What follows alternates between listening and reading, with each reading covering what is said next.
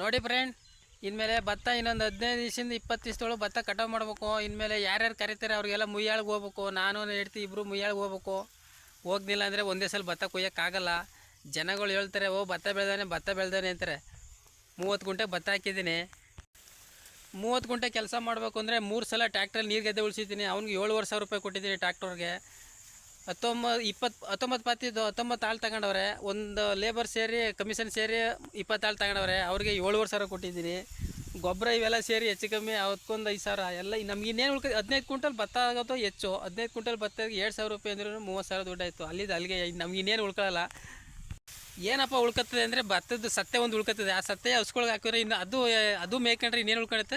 ದನಿ ಸಗಣಿ ಒಂದು ಹೊಲಕ್ಕೆ ಉಳ್ಕೊತೆ ಅಷ್ಟೇ. ನಾವು ಗೆದ್ದಿರೋದೆಲ್ಲ ಲೆಕ್ಕ ಹಾಕಿದ್ರೆ ಅಲ್ಲಿಗೆ ಮನ್ನ, ನಮ್ಮ ಕೂಲಿ ನಮಗೆಲ್ಲ ಮನ್ನ.